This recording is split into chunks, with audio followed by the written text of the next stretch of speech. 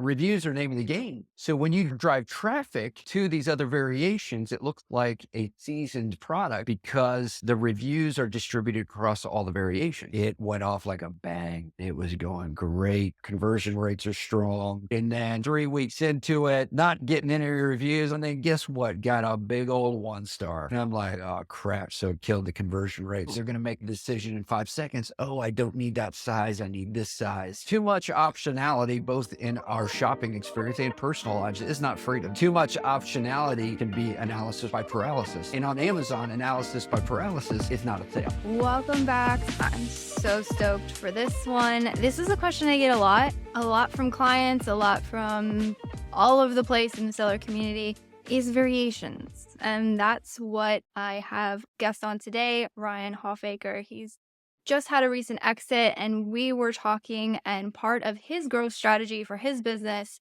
was variations, and he has like a whole strategy on how they've done it, and he was kind enough to come on and share it with you all. So thanks so much for joining, Ryan. This is going to be awesome. You know what, Elizabeth? I've heard you on multiple podcasts now. I see all the great content that you post on Facebook and LinkedIn. It's an honor. It's a pleasure. Yeah, you have nothing to get out of this, honestly, other than just being nice to join. You were saying you've had the recent exit. You're just figuring out doing some light consulting for some close friends, but really you don't have anything to sell. You're just being generous with your time. And so I really appreciate that. Well, you know what? I have nothing to sell you. And one of my core values is having a mindset of generosity.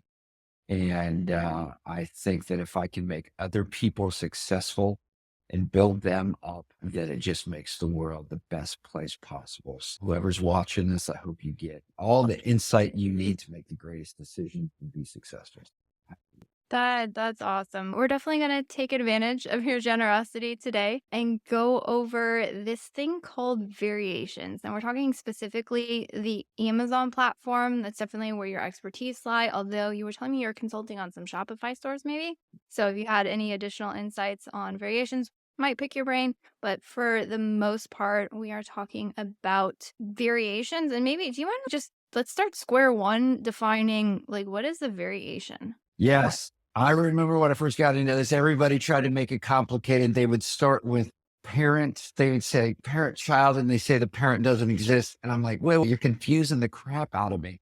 Let's just keep it very simple. On a listing, you have options to buy different products. So on one listing, it could be 2 options. Those 2 options are called variation. Without 2 options, if it's just 1 option, then it's just a standalone listing. You get more than one, then it's a variation. And you can have multiple types of variations. Let's go back to the classic taco holder, right? You can have a 4-pack of taco holder. You can have an 8-pack, right? So multiple different units, multiple taco holder, 1 unit. That could be a different variation, a different color. You could have a gold, you could have a bronze, you could have the stainless steel taco holder. You could have the different size. There's the mini taco holder, the large taco holder, right? Size, color, different variations on one listing. Hopefully that was simple. Hopefully I think that is the clearest way I've ever heard it explained, which is fabulous. I love clarity. That's awesome. All right. So we're given the ability to give shoppers options, which is awesome. But I know along with this, like, it is the Amazon platform. They own the listings, they own the rights to everything. So they say what you can and cannot do, and they're always looking at it from shopper experience. So with that, I know that there's some restrictions that come with, what qualifies for a variation. There's certain things you can and can't create as options for people to purchase. Do you happen to know some of the guidelines around that? Yeah, just a little bit more technical, right? The little bit more technical side. And I would encourage you, either if you're a novice in Amazon, hire somebody to do flat file work for you. So if you're going to create variation listing, you got to do it correctly. And there's more power that you can utilize in uploading inventory flat files, doing it that way. But pretty much there's themes, there's variation themes. And you want to stay consistent with those themes that Amazon is presenting to us. Right now, they're presenting, Amazon changes their flat file all the time. But generally speaking, while staying within the safety nets, while again, the size variation, the color variation, the flavor. Food, get different ice cream flavors, right? And multi-packs, right? More than one unit. You get the 6-pack, 12-pack, small, medium, large. Staying within that scheme that Amazon has given us through the different variation themes generally keeps you safe. Yeah. And believe me, they'll split you out if they don't think it's safe. They'll break up listings. Sometimes they break up listings that they shouldn't break up. So you got to remind them like, hey, this is actually a true variation and you can't break up this listing. They're going to go back to the catalog team. And usually with Amazon goes through about 600 tickets to get to a person that know what they're talking about. And oftentimes people have their listing split up. And it's oftentimes because the flat file is done, and they keep that and you can take that in consideration if a flat file is not done correctly. Even they're done correctly, and sometimes Amazon will break them up. That is definitely one of the things that can take place. I don't know if I answered your question. Yeah, I've heard that before. We have some clients, when you're talking variations like clothing, it gets insane because you have colors and sizes and like sometimes styles and like all the things. And we do have some clients that like everything kind of fits, but they've just lumped it all. And so they lovingly refer to them as like Franken listings, where it's like all of the things together. So I'd love to dig a little deeper into, we want to give people options, but then again, there is a real thing of like decision fatigue too when it comes to shoppers. Absolutely. So when you go about creating variations or deciding, like, how do you decide if it should be a variation, if that's something you should be working towards, or if you're like, I don't want to create a Franken listing, maybe it's not the right call? Yes. First of all, every market is different. I've worked on products. As I worked at another agency, I managed some clients that I had one variation that had 90 variations on it, right? And Yeah. it's a long story, but we took that company from 14 in the product in their category to number 2 weeks through an Wow. strategy. We can talk about that. I'm gonna pick your brain. I'm gonna hold you to that later. Yeah, we took, it was crazy. We took like 40,000 in revenue in June, and by end of Q4 we had 260,000 in it. But yes, they're generally speaking, I found like the sweet spot to be about 6 variations. I'll tell you about my particular product. So we just exited a company. My wife and I ran our company together, and we held the bestseller badge in our category for 14 months straight. Wow. And it had to do with launching variations to our product. And the way that we did is, I'm just going to give you my history on why I chose to launch a variation. Yeah. We had we had the highest reviews, the most quantity of reviews of this particular product in the category, right? So we were positioned well. When I joined a mastermind, the leader who onboarded me, he had a $5 million exit, and he said, "Oh, you need to add variations to this list. I think you can bump it 20, 25." So what I did is I took the search term reports and I dove in to see what the customers were searching for. And I sold a 3-inch version of a particular product. I'm not going to tell you the product because I'm still involved with the company who purchased us and whatever. Got to be safe. We sold a 3-inch version. I saw that there was a significant amount of volume of 2-inch version, and other competitors were selling it. But the 4-inch version, no one was selling. Interesting. And there was 4,000 searches a month for it. And I'm like, it's not a whole bunch, but it's pretty substantial. And legit like 4,000 impressions like that I could see in the search report. So I'm like, my guess was no one was selling it because they're going to put a price tag on it and it would be awkward. But I'm like, I'm going to sell it. So I had my manufacturer put together a mold, and I launched the 2-inch and the 4-inch at the same time. Then I put 4 specific ad campaigns to those variations. I almost treated them like their own listing with regard to ads. That's important as well. A lot of people starve their variation. They think, I'm just going to drive all the traffic to one variation and the others get love for free. That's not the way that works, right? Yes. I love how you went, and this is like a masterclass on how to do things based on data, not, I think this would be super cool. Because I've seen people launch variations before. Like, for instance, I deal a lot in clothing, as much as it drives me batty with all the different SKUs that are involved. There's a lot of times I was like, I think this would be a really cool pattern, or I'm going to test it, which it could be, it could not be. And what you're talking about is it's almost like allowing that combined listing to push into new markets. So you're getting new eyeballs based on the data that you saw that people are searching for said thing. I think where people run into trouble with launching variation listings and thinking that it's going to boost their overall product is they're not allowing that new variation to give them a trajectory or an inroad into an untapped market or maybe a new segment of the market. They're just launching something and say, "Oh, I think this would be really cool. I think I need a different color." Do you need a different color? Is the market clamoring for a different color? Or is that just something that might appeal to almost like your original shopper base? And so they might choose one, they might choose the other, but your overall like market share hasn't really grown. What you're saying is, hey, be smart about it.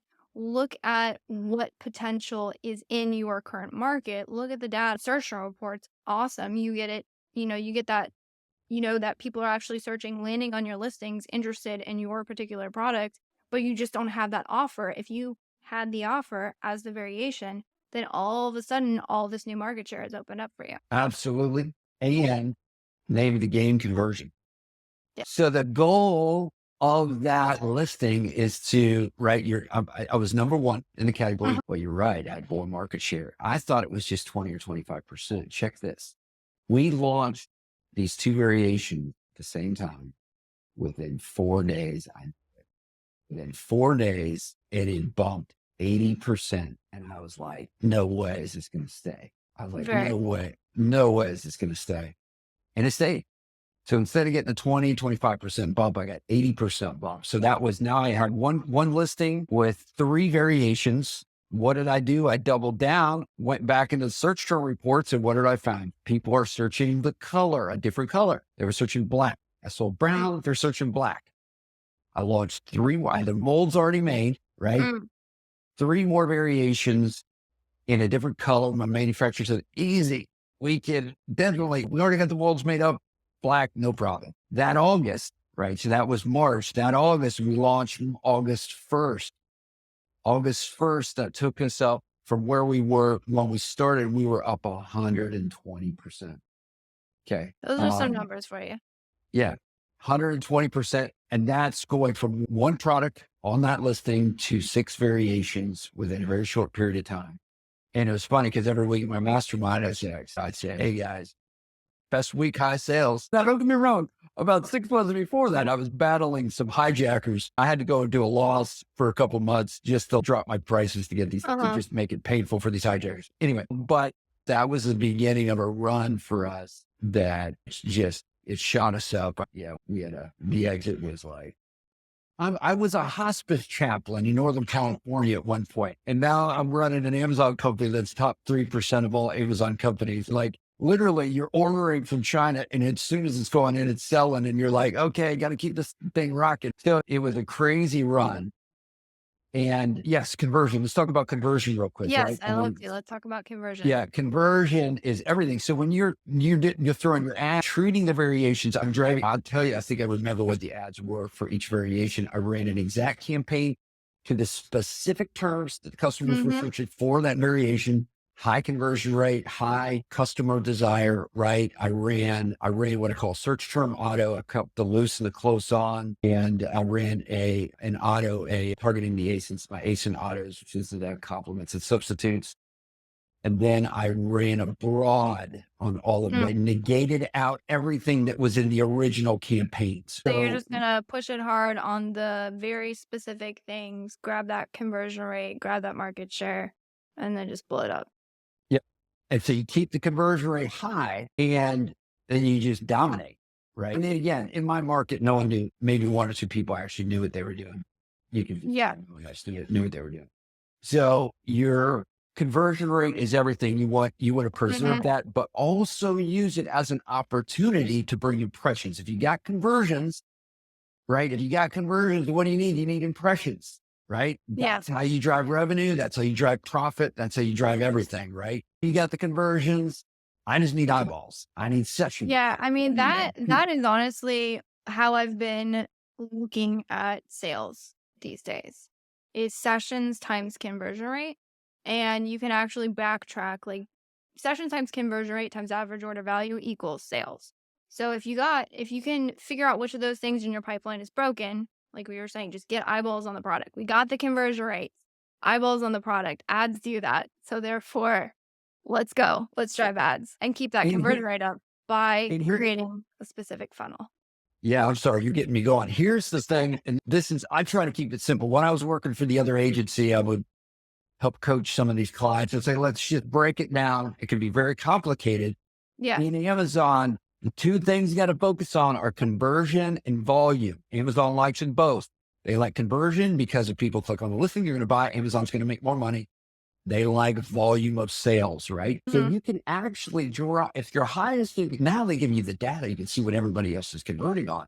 You can actually drive the volume up, drop the conversion even a little bit. Amazon will still give you the love because you've Mhm. got both of those that are good. So Right. again, you drive traffic that is maybe a little bit more broad, not as relevant. You're stepping outside of relevance. The conversion rate will go down. That's okay. You just don't want it to go down a crazy amount to where, for me, it was I could still stay number one in my category. And I'm like, okay, I'll take my unit session percentage. I was driving at like 28, 26, 28%. I'll drive it down to 21 because my closest competitors is 17, Yeah. So right? what you're saying is it's all relative to the market. And then again, bringing you back to the variations, what you're saying is if all of your variations are out there in specific markets that people are saying like, hey, I want the black one. I want the black one. You want the black one, the 2-inch, I got it. You want the black one, the 4-inch, I got it. You want the brown one, I got it. I got what you need. And all of them are out there pulling in those eyeballs to the main listing. And that's how you're getting more. You're getting more. And then again, your conversion rate was up because the product was good, the listing was good. You're driving traffic, and then you're driving that increase. And again, where I think a lot of people get it wrong on the variations is they say, hey, you want it, I got it, but it's not necessarily something that the market has been looking for. Oh, So absolutely. you're still pulling, all those variations are pulling from the same pot. What you're saying is if you want to slingshot growth through variations, those variations should be going out and conquesting in different areas of the market and then bringing those eyeballs back to the product, not necessarily, hey, I'm going to continuously dip into the same pot with maybe a slightly different offer. And maybe somebody wants it a little more, a little bit less, but relatively it's all the same. Well, and you know what? This is a soft launch. This isn't even a hardcore Mhm. launch. It's a soft launch. And because you did your flat file right, when I combine the listings, did the flat file work myself, you get all the reviews from the major listing distributed to all the variations. Reviews are name of the game, right? Yes. So when you drive traffic to these other variations, it looks like a seasoned product because the reviews are distributed across all the variations. A no-brainer. If you're listening to this and that's you, two things you need to do right now: get into your search term report, find what people are searching for, and launch it. Right, Yep. and you can do a soft launch. I got a friend in my mastermind. They do 7-8 figures a year. I'm sorry, 7-8 million a year, and they concentrated in 2022 just to launch variations, and that put him over the 10 million mark. That got him into 8 figures Yeah. just by doing variation. That's And awesome. you can do it's all soft launch. Do you have Mhm. an illustration of where I did this in just a new parent listing launch, and it Mm. would work as well? I could talk about that in a second. Yeah, yeah. So I love to touch on obviously if you have the search volume, if you have the market share, like what you're saying is double down on variations whenever you can. But I'd be curious to know, like when you're thinking about launching a product, would you ever launch them separately, or you're saying, it's never worth it, or you always combine them, or do you have an evaluation for how you look at that? Yeah, I had a killer valuation. I launched into my own. So the version of my product was a square product, and I was going to launch, or I did launch 6 round variations of the same Mm-hmm. product. It was either stick them all on the one listing or create a new Mm-hmm. parent list. Yeah. Or what I was going to do, and I evaluated it with some of my coaches, is separate the two colors, the brown and the black, and then stick the rounds up under it so I could capitalize on the reviews. But after careful consideration, because if you screw this up, I mean, my wife and I went back and forth. We could kill our company. The stakes are high. Stakes are Stakes high. are really high. We did 1.5 million on one listing alone. I don't want to mess that up. Yeah, that's So scary. Yeah. So I went back and forth with my coaches, and ultimately what we decided to do, they said, Ryan, you have the skills, launch a new parent. And if it ain't broke, don't fix it. You're doing so great in this on your one make. Let's just launch a new parent. Okay. So here's what happened in August. This past August. I get it. All the inventory's in, ready to rock and roll. Got all my, yeah, I did. I was doing a ladder approach on PPC keyword, exact match, sponsored product, exact match keywords. I only really targeted one variation. There's reasons that I'll get into that in a minute. So targeted one variation, launched August 1st, and it went off like a bang. It was going great. I had a 20% coupon on there. Conversion rates are strong. I already had a presence in the category. So my brand name and brand recognition category going great. And then 3 weeks into it, not getting any reviews. I'm like, what's going on? And then guess what? Got a big old 1-star, a big old nugget of a 1-star review. And I'm like, oh crap. So it killed the conversion rate. So what did I do? On the launch, I'm right in the middle of the launch. I had 6 variations. I took the one with the 1-star, took my flat file and I peeled it out. So now I have 5 variations and I retargeted the same size, but a different color. No reviews. It again shot off. The reviews are strong, right? Then about a couple of weeks later, the reviews started rolling in, and you're nervous whether or not you're going to get into the review hole. Yeah. It's just this downward cycle of negative reviews because you're like, please, I've spent a lot of money. I don't want to get into that hole. So what happened was reviews started coming in positive. Reviews are coming in positive. And then I got the 20% coupon on all 6 variations. I'm marching the ladder. So about every week, every 2 weeks or so, I'm taking those medium to high volume keywords that are highly relevant to my product. And I'm just introducing those sponsored product exact. And I'm marching. When I say marching is every couple of weeks, just dropping new keywords, targeting. And the algorithm loves it. So this went on for 2 months, 20% coupon on the whole listing. After about 6-7 weeks, I had enough. I think it was up to 26, 27 reviews that were positive. I took the flat file, put that other variation back in the overall listing because it could, At this point, it's not going to ding the entire product line. Absolutely. And maintain that VSR bestseller rank is going down and down. It's just beautiful. Like just kill it. By the end of October, maybe early November, I'm up to like 53 units a day sold on this one new parent listing. Right. So just smoking it. Every couple of weeks, my BSR is just going lower and lower. Then in November, I dropped the coupon from 20% off down to $1 off. Right. So now I start making more money on the listing. And I think in November, I moved into profit. And even August and September, I wasn't losing life.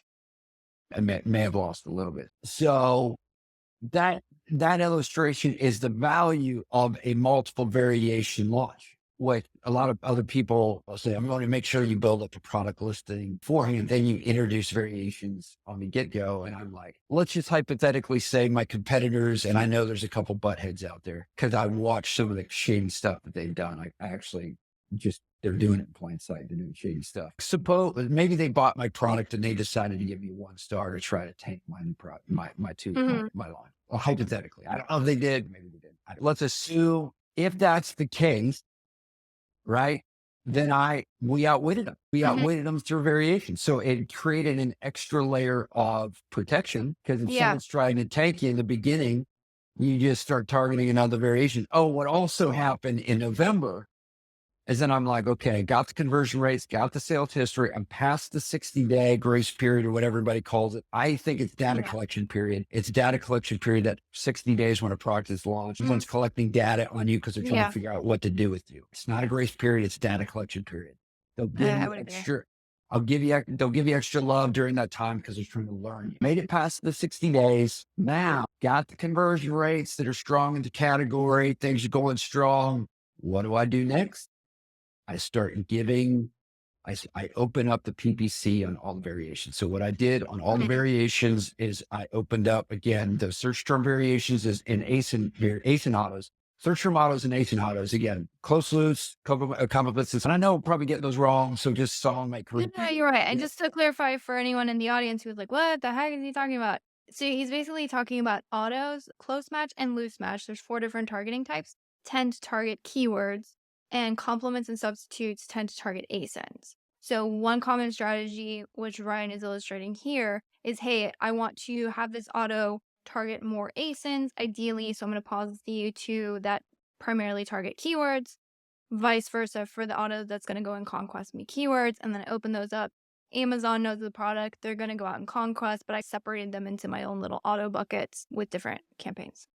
Yes, absolutely. Yeah.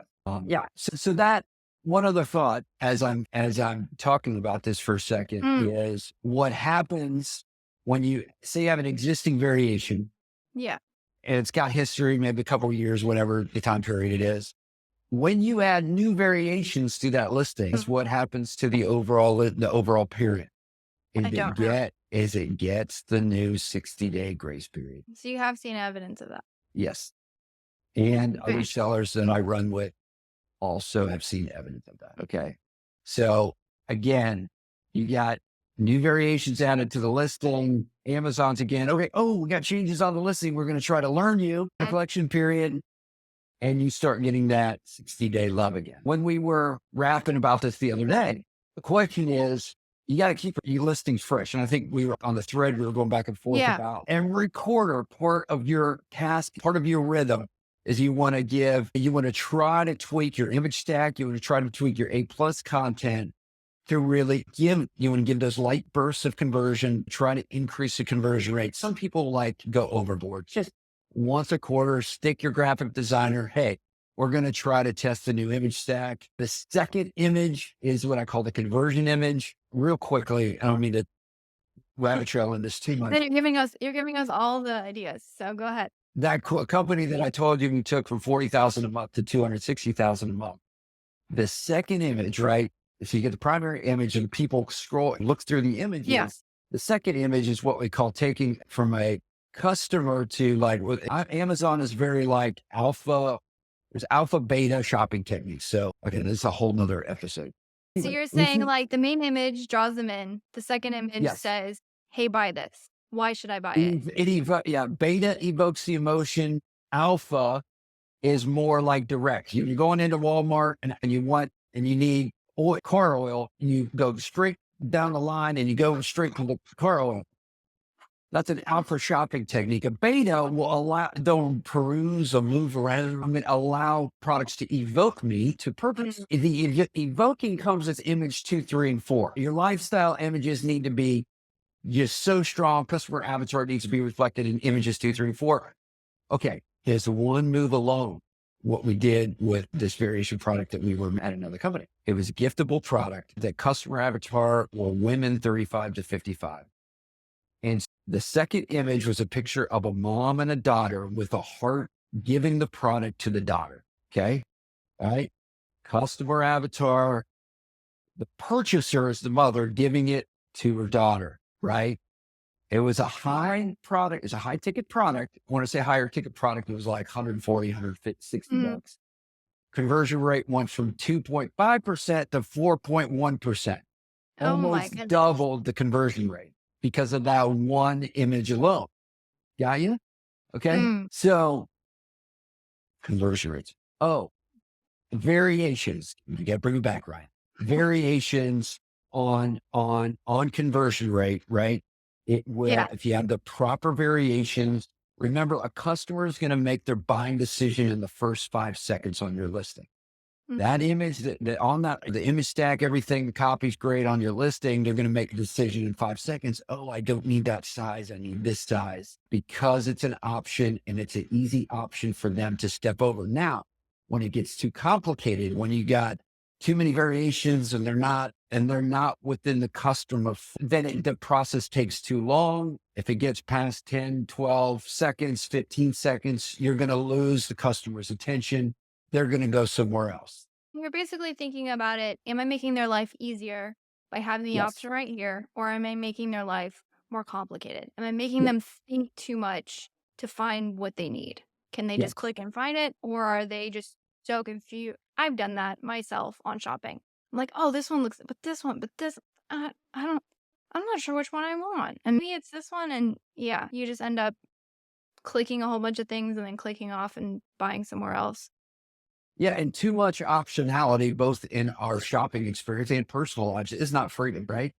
Too much optionality can be analysis by paralysis. And on Amazon, analysis by paralysis, it's not a sale. So you want variations to support, and again, it's all measured. It's measured in unit session percentage. It's measured in conversion. If you add variation, it's taking away from those numbers. It's a numbers game. You want, the manager that's taken over my account at the company that I sold to, he and I just had a long conversation about this with my product. We know that two of the variations that I added last April, both of them are over 100 reviews now, 4.6 star. Let's peel them off.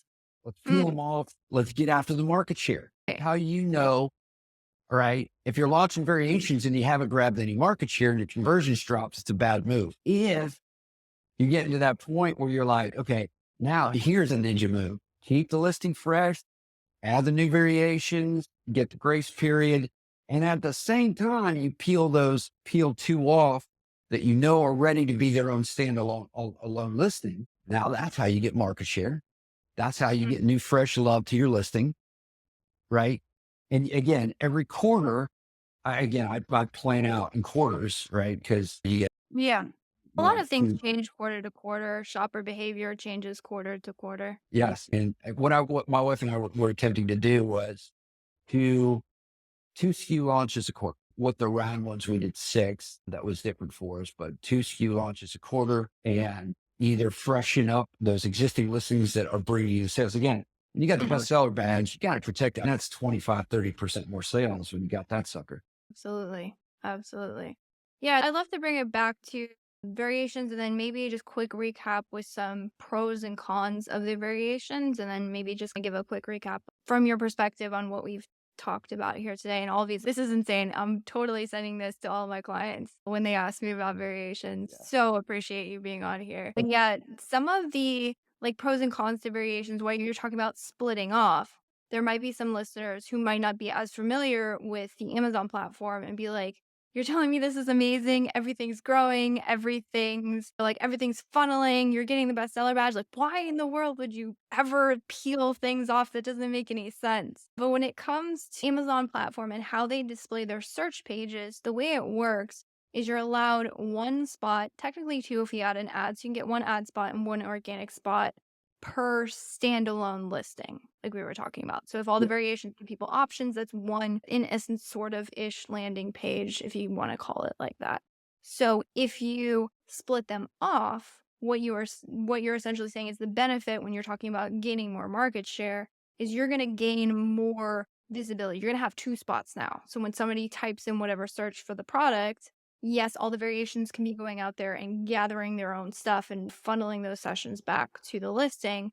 Or if somebody types in a search, you can have 2 offerings, which again, just takes up more market share. It's more space on the page, more chances that they're going to click on your product. And so you can get more market share that way. But what you're saying is if you're going to split them off and make them their own listing, that one listing has to have enough eyeballs on the product, enough conversion rate that you're not going to split it off and it's going to fall down on rankings because it wasn't a very strong product to begin. Correct. Okay. This is where it gets complicated. Okay. Let's make it complicated. Bear with us, y'all. Okay. So there's a lot of things going into this because there's also a tendency to potentially cannibalize this. Right. That was one of my worries in launching the rounds. Am I going to cannibalize my squares? Yeah. Do you want to quickly define what you mean by cannibalization? Yeah. If I'm in a market, you got the squares dominant, you get 320 sales a day. Right. And then I introduce my rounds and it starts stealing sales from the squares. Am I really gaining market share? Am I really, and again, is it measured in dollars? Am I making more money? Because you're saying there's 2 spots. What if they just start clicking on these ones, but they could have clicked on this one instead? And so you're just splitting out. You have the same sum total of orders for the account. Yeah. So you kind of eats cannibalization. You can eat out that, right? That's danger. I didn't. Every time I've been worried about cannibalization, there's a little bit of it. You can tell that. But if you capture 10%, 15%, when we launched those were out, I'll tell you the numbers. I think we had our best sales month that August by 2025. So it was, yeah, I don't want to, okay, so let's just get back to this because it can get complicated. Why would you want to peel those off? First of all, here's one thing you need to take into consideration. At this point, you're going to need to hire a flat file guy or gal that knows what they're doing because you got to delete the listing. Mm. And everybody freaks out. Oh, delete the list. What does that mean? Delete the listing. It doesn't actually delete your listing inside Amazon. It just says delete the listing. But if you don't know what you're doing, it can mess things up. So hire somebody who knows how to work flat files because technically when you add variations, you don't need to delete. When you're pulling out, you do need to delete. Okay, so that's point number one. Scariest, especially if you're number one, like I had one of the scariest moves ever was deleting my listing for 8 hours. I was like, all right, point number one. Point number two is, again, marketplace dominance. You got 3 or 4 spots at the top of the page, one variation, 6 listings, you get one possible click. Peel out, you could possibly options, right? So you're again showing marketplace dominance. You have the potential to get more impressions. There is less of a possibility of what we call impression suppression. That's a whole nother deal. Where if there's issues with listings not showing up in search, there's all kinds of, again, like you said, it's a whole nother thing. I did do a podcast interview, which I might link down below, with somebody who takes care of like submitting support tickets, take care of those things if you've had issues on the platform. So probably go watch that thing. But yes, what you're saying is you're hedging your bet. There's more things for them to take down. Yeah. Yes. I was number one. Put it in perspective. My main juicer product it's not a juicer. I was just using that as 9,000 reviews. Number 2 is like 1,800. I can afford to peel out a couple of variations. Maybe that main parent drops a few hundred or whatever. I'm okay with that because I'm whatever. If you're in a more highly competitive niche where there's 2 or 3 people with the same amount of reviews, gotta be right. So there's a lot of pieces that are going on. Here. So you're saying probably one, if you're talking about cannibalization, is evaluating the potential market share.